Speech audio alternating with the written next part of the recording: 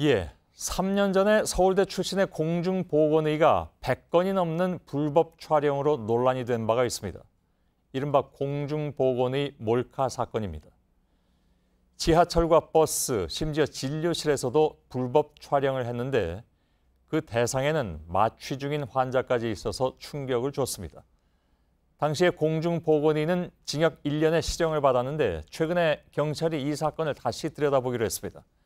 이 공중보건의가 또 다른 대형병원 몰카 사건과 연루됐다는 주장이 제기됐기 때문입니다. 가해자는 사라져버린 대형병원 몰카 사건, 먼저 김지아 기자입니다. 서울대병원 산하의 한 대형병원입니다. 지난 2015년 1월 이 병원 간호사들이 서울의 한 경찰서를 찾았습니다. 병원 탈의실을 불법 촬영한 영상이 인터넷에 돌고 있다며 수사를 의뢰한 겁니다.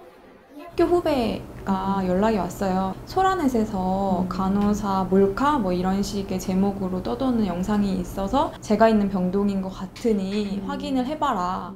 일부 간호사들은 병원 측에 알리고 사건 조사 일체를 맡겼습니다.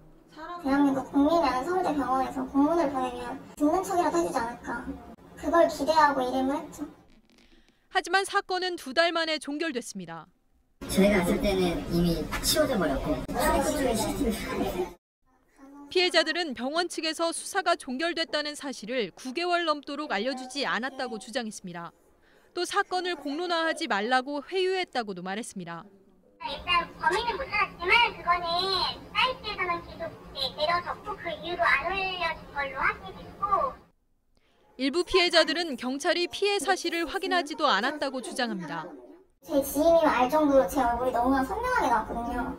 제가 원래 긴 생머리였는데 머리를 자르고 파마한 직후에 그 동영상이 찍혀서 제가 시기를 정확히 알거든요. 동영상이 찍힌 건 2013년 1월이에요. 2013년 초에는 불법 촬영으로 벌금형을 받은 적이 있는 레지던트 이모 씨가 이랬습니다. 당시 이 씨 자리는 해당 영상이 촬영된 탈의실 바로 옆으로 문에는 보안 장치도 없었습니다.